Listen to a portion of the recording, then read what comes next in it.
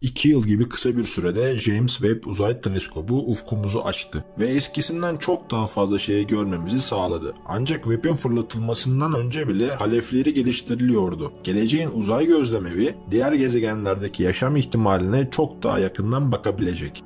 James Webb Uzay Teleskobu'nun Ariane 5 roketiyle uzaya fırlatılmasının üzerinden 2 yıl bile geçmedi. NASA Avrupa Uzay Ajansı ve Kanada Uzay Ajansı'nın ortak çalışması olan Webb, Hubble Uzay Teleskobu'nun halefi olarak görülüyor. Gerçekten de Webb, 1990 yılında Hubble'ı uzaya fırlatan gökbilimcilerin ancak rüyalarında görebileceği gözlem yeteneklerine sahip. Ancak Webb 25 Aralık 2021'de uzaya fırlatıldığı sırada bile gökbilimcilerin onun yerini alabilecek bir sonraki teleskobun hayalini kuruyorlardı. Bunun nedeni Webb'in potansiyelinin zaten biliyor olmalarıydı. Aynasının büyüklüğü gözlemleyicilerin dalga boyları ve aletlerinin yetenekleriyle belliydi. Kanada'da Toronto kentinde York Üniversitesi'nde fizik profesörü olan Sarah Rockheimer daha fırlatılmadan önce bile daha büyük bir başka bir teleskoba ihtiyacımız olacak diyor. Büyük teleskopların geliştirilmesi genellikle onlarca yıl sürüyor. Bu nedenle planlama erken başlıyor. Rockheimer, Webb gibi bir teleskobu fırlatıp ne olacağını görmek için beklemezsiniz. Çünkü teleskobun sınırlarını teorik olarak zaten biliyoruz diyor. Astrobiyoloji alanında çalışan Rockheimer, bizimkinden başka yıldızların yörüngesinde dolanan gezegenlerde yaşam belirtileri arıyor. Bunun en iyi izole edilip dünyayı metabolizmalarının iş başında olduğunu gösterebilecek gazların izlerini aramak. Webb büyük bir gaz gezegenlerinde bunu yapabiliyor. Ama bunlar yaşamın var olmasını beklediğimiz gezegenler değil. Gökbilimcilere göre dünya büyüklüğündeki kayalık gezegenler çok daha iyi hedefler. Ancak Webb ne kadar güçlü olursa olsun bu tür gezegenlerin sadece 5 tanesi için böyle bir analiz yapabilecek ışık toplama yeteneğine sahip. Evrende yaşam bulmayı düşünen birine peki kaç gezegene bakardınız diye sorarsanız asla 5 gezegeni veremez. Yüzlerce veya daha fazla cevabını verir diyor Rockheimer. Dolayısıyla öte gezegenlerde yaşam aramak söz konusu olduğunda Webb daha büyük ve daha iyi olacak bir sonraki teleskop için bir test alanı. Astronomi Derneği'nin bir toplantısında Webb'in halefinin adının Yaşanabilir Dünyalar Gözlemevi olacağını açıkladı. Yaşanabilir Dünya Gözlemevinin tasarım sürecinin henüz çok başlarındayız. Hatta adı bile kesinleşmiş değil. Ama proje hakkında birkaç şey şimdiden netleşti. Yaşanabilir Dünya Gözlemevi Webb kadar büyük olacak ama Hubble ile aynı dalga boylarında gözlem yapacak. Bu da ne demek oluyor ki yaşanabilir gözlemevi aynası yaklaşık 6 metre çapında olacak ve kızılötesi yerine optik ve mor ötesi dalga boylarında çalışacak. Webb gibi o da dünyadan 1,5 milyon kilometre uzaklıktaki Langer noktası 2'de konumlandırılacak. Hubble gibi düzenli olarak güncellenecek şekilde tasarlanacak ama bu bakım ve güncelleme görevlerini astronotlar değil robotik uzay araçları üstlenecek. Bu görevin konsepti NASA'nın 2010'ların sonlarında üzerinde çalıştığı iki görevin bir araya getirilmesiyle oluştu. Bunlardan ilki LUVOIR göreviydi. Adından da anlaşılacağı gibi görev görünür ışığı merkeze alan geniş bir dalga boyu aralığını kapsayacak. Webb ve Hubble gibi genel bir astrofizik gözlemevi olacaktı. Webb ne kadar güçlü olursa olsun böyle bir analiz yapabilecek ışık toplama yeteneğine sahip değil. Yeni büyük gözlem evleri. 2020 astronomi ve astrofizik 10 yıl araştırmalarının sonucunda ABD'nin uzay tabanlı astrofizik gündeminin ilk sırasına yeni bir tamamlayıcı uzay gözlem evi paket geliştirmesi oturdu. Bu tavsiyeyi dikkate alan NASA, büyük gözlem evleri programı için özel bir teknoloji geliştirme projesi de başlattı. NASA'nın ilk büyük gözlem evi Hubble Uzay Teleskobu, Compton Game ışını gözlem evi, Cantor X ışını gözlem evi ve Spitzer Uzay Teleskobu'dur. Hem tek başlarına hem de birbirleriyle işbirliği içinde çalışan bu gözlem evleri ders kitaplarını baştan yazdı ve evren anlayışımızda devrim yarattı. Ancak bu uzay araçları yaşlanıyor. Bugün sadece Hubble ve Cantor hala göreve devam ediyor. Yeni planlanan büyük gözlem evleri programı 3 görevden oluşuyor. Ultraviyole, optik ve kızılötesi dalga boylarında çalışacak olan yaşanabilir dünyalar gözlemevi, Lynx adlı X ışını gözlemevi ve Origins adlı uzay kızılötesi görevi, Avrupa'da ise Newhaven X ışını görevi ve Life gibi kızılötesi görevi büyük görevler planlama aşamasında. Bu görevler için finansman sağlanırsa Avrupa ve Amerika görevleri bilimsel olarak birbirini tamamlayacak. Peki bu büyük gözlem evlerinden ilki ne zaman fırlatılacak? OI Eyalet Üniversitesi'nden Profesör Scott Gault 10 yıl araştırması 2045'te diyor. Ama daha iyimser bir tahminde bunu 2030'ların sonlarında başarmamız mümkün. Tabi her şey yolunda giderse ve finansman sorunu olmazsa diyor. Louvre için iki tasarım geliştirildi. Birinin aynısı 8 metre çapında, diğerinin ise 15 metre çapındaydı. Her iki tasarımda web gibi altıgen ayna parçalarından oluşacaktı. NASA'nın üzerinde durduğu ikinci konsept ise Hubble idi. Bunun 4 metre çapında bir aynaya sahip bir uzay teleskobu olması öngörülüyordu. Asıl olarak öte gezegen atmosferinin araştırılmak için optimize edilmesine rağmen Hubble'ın öncülük ettiği birçok araştırmayı da sürdürülebilirdi. Hubble projesinde çalışan OI Eyalet Üniversitesi'ndeki keşif ve uzay araştırmaları profesörü Scott Gawit şöyle diyor: Louvre'dan biraz daha muhafazakar bir görev olarak tasarlandı. Ama yine de Güneş benzeri yıldızların etrafındaki Dünya benzeri gezegenlerin görüntülenmesi ve tayflarının alınması hedefini gerçekleştirebilecek. Ayrıca daha geniş bir açıklığa ve modern aletlere sahip bir Hubble ile yapabileceğiniz çok çeşitli astronomi çalışmalarında mümkün kılacaktı. Her iki projede ABD'deki Ulusal Bilimler Akademisi tarafından yürütülen 2020 astronomi ve astrofizik 10 yıl araştırmasında sunuldu. Ayrıca sunulan iki görev konsepti daha vardı. LIXE adlı bir X ışını teleskobu ve Origins adlı bir uzay kızılötesi teleskobudur. Sonunda NASA'nın tüm bu görevleri inşa etmeye hazırlanmak için 5 yıllık bir teknolojik geliştirme programı yürütmesine ve Louvre ile Hubble'ın 6 metrelik bir teleskopta tek görevde birleştirilmesine karar verildi. Clamp'ın Amerikan Astronomi Derneği'nde duyurduğu Yaşanabilir Dünyalar Gözlemevi görevi işte bu görev. Yaşanabilir Dünyalar Gözlemevi teknoloji gelişimini tamamlanana kadar üzerinde çalışılacak ilk görev olacaktı. Yaşanabilir Dünyalar Gözlemevi Hubble gibi düzenli olarak güncellenecek şekilde tasarlanacak ama bu bakımı robotik uzay araçları üstlenecektir.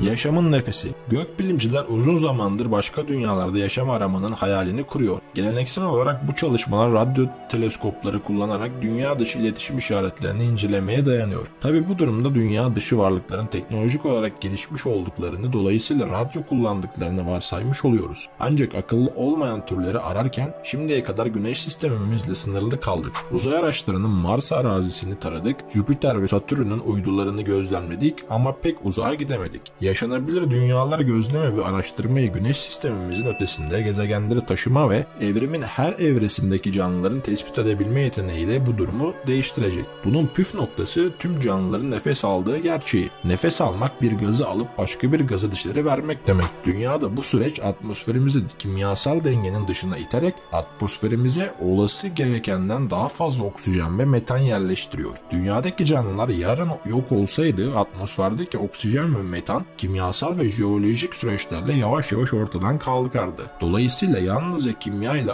açıklayamayacağımız bir atmosfere sahip bir gezegen bulmamız, nefes alan canlıların atmosferi sürekli olarak yenilediğinin bir işareti olabilir. Bu gezegeni bulmanın yolu da hedef gezegenden gelen ışığı izole etmektir. Işık bir gök cisminin parlaklığından çok daha fazla bilgi taşır. Işığı dalga boylarına ayırmak, koyu çizgilerin kestiği gökkuşağı benzeri bir tayf üretir. Bu çizgileri içinden ışık geçen çeşitli atom ve moleküller üretir. Her kimyasal madde farklı bir dalga boyu modelini emer ve böylece farklı bir koyu çizgi modelini üretir. Bunu parmak izine benzetebiliriz. Bu sayede bir gök cismi ne kadar uzakta olursa olsun gökbilimciler ve o cismin kimyasal bileşenini tespit edebilir. Ancak gezegenlerden yeterli miktarda ışık toplamak son derece zordur. Çünkü gezegenler yalnızca yıldız ışığını yansıtır ve ana yıldızı gezegenden 1 milyar kat daha parlaktır. Endüstriyel bir projektörün yanında uçuşan ateş böceğini tespit etmeye çalıştığımızı düşünün. Ateş böceği projektörden yaklaşık 5 metre uzakta, ancak siz İstanbul'da duruyorsunuz ve görmeye çalıştığınız projektörler ise ateş böceği Londra'da. İşin mantığı böyle ama gerçek rakamlara baktığımızda durum bundan çok daha kötü, diyor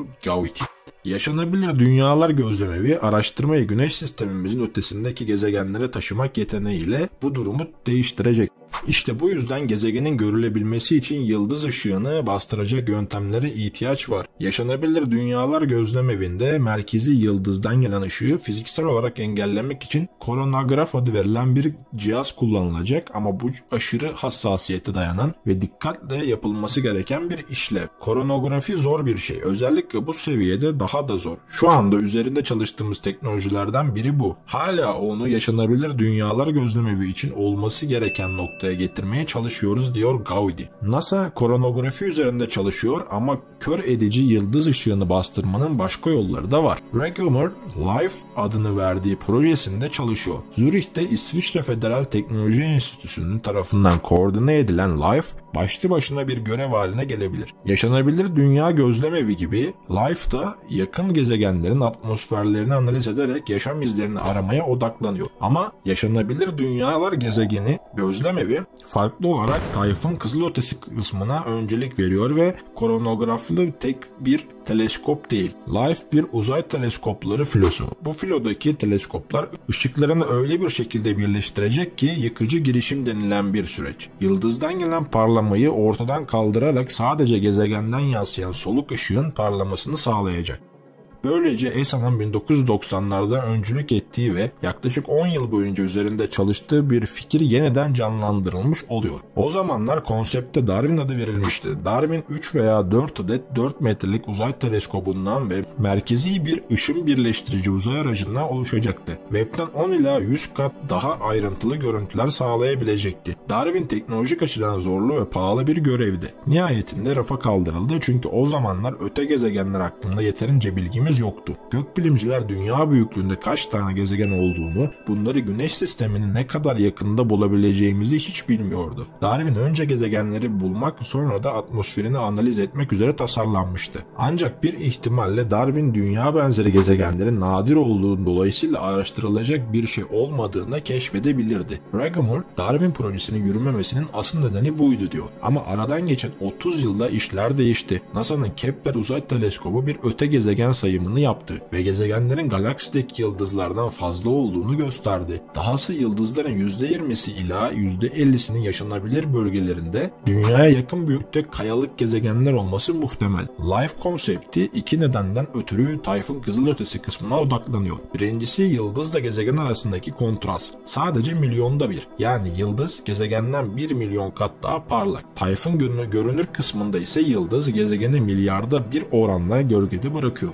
Dolayısıyla kızılötesi kısımdaki kontrast 1000 kat daha iyi. Kısaca söylemek gerekirse yıldızın parıltısına bakarak gezegenin sinyalini çıkartmak kızılötesi dalga boylarından daha kolay. İkincisi görünür ışığa kıyasla çok daha fazla miktarda molekül kızılötesi ışıkla etkileşime girdiği için atmosferin daha eksiksiz bir analizi yapılabilir. Fakat bu görünür ışığın önemsiz olduğu anlamına gelmiyor. Oksijen ve su karbondioksitinin hepsi görünür dalga boylarında tespit edilebiliyor ve hedeflenen dünyada yaşam olup olmadığını göstermek için bunlar gerekli. Yaşanabilir dünyalar gözlemevinin sunduğu mor ötesi dalga boyu aynı zamanda ana yıldızın manyetik aktivitesini de ortaya çıkaracak. Manyetik aktivite seviyeleri yüksekse gezegenin yaşanabilirliğini de tehlikeye giriyor. Görünür dalga boylarında görebileceğimiz bir başka şey de yıldızın ışığının gezegende var olabilecek okyanuslardan yansıması. Tabii ki ideal durumda yaşanabilir dünyalar gözlemevi hem de LIFE'a sahip olmak bütçem sınırsız olsaydı ikisini de yapardım. Aslında tüm dalga boylarını görmek istiyoruz diyor Regemer. Her iki projenin de gerçekleşip gerçekleşmeyeceğini zaman gösterecek. Ayrıca bu gözlem evlerinin diğer gezegenlerde yaşam aramak dışında işe yarayacağı anlamlar da var. Dolayısıyla Webb'in halefi her neye benzerse benzesin kesinlikle yapacak çok işi olacak. Dostlarım bugünkü videoyu çekerken biraz zorlandım açıkçası. Çünkü 2 veya 3 haftadır Türkiye genelinde olan olaylar benim aşırı derecede çok canımı sıktı. Gerçekten çok canımı sıktı. Çünkü ben burada size bunları anlatırken Türkiye'nin neler yapması gerektiğinden bahsediyorum. Ve benim söylediklerimin benzeri şeylerin çıkması ve Türkiye'nin konularının farklı bir şeyler üzerinde ilerlemesi benim aşırı derecede çok canımı sıkıyor. Bakın bu videoda da mesela NASA'nın yapmış olduğu projelerden size bahsediyorum. Adamlar bir sürü teleskop çıkartıyor ve bu teleskoplarla birlikte de başka gezegenler arayışındalar. Yani bizim üzerimizde, bizim ülkemizin üzerinde oynanan oyunlar benim aşırı derecede çok canımı sıkıyor. Bir yerde bizim de artık bu uykudan uyanmamız gerekiyor ve teknolojinin varlığından haberdar olup bu videoların size bir ışık sunmasını istiyorum açıkçası ben. Bir ışık sunarak sizin de belli başlı sevdiğiniz konuların üzerinde kendinizi geliştirmenizi istiyorum. Bu konuda gidersek emin olun biz de 10 sene, 15 sene, 20 sene sonrasında biz de bu tarz şeyleri yapmak isteriz. Ve size söz veriyorum, eğer bunu yaparsanız ben 20 sene sonra gelip burada sizinle ilgili olan yapmış olduğunuz başarıları güzel bir şekilde röportaj yaparak bu kanalın içerisine atacağım dostlarım. Çünkü ben bunu istiyorum. Ben ilerleyen zamanlarda da Türkiye'nin üretmiş olduğu her şeyi, Türkiye'nin yapmış olduğu her şeyin arkasında gidip röportaj yapacak olan bir insanım. Böyle bir insan olacağım. Böyle bir kanal olacağız. Çok fazla söze gerek yok. Bugün gerçekten işime vermiş olduğum değer neticesinde videoyu çekmek istedim. Eminim ki zaten videonun ilk önce başını izleyenler ses tonundan olsun, konunun gidememesinden dolayı olsun bu videoyu izlemeyecek ama belli bir takipçi seviyesine geldikten sonra buraya dönüp bu videoyu izleyeceksiniz dostlarım ve söylemiş olduğum şeylerin eğer gerçekleştiyse bana yorumlarda mesaj olarak atabilirsiniz dostlarım. Sizleri gerçekten çok seviyorum. İyi ki varsınız. Bir dahaki video gelene kadar kendinize çok çok iyi bakın. Görüşmek üzere Eğitim Masası ailesi.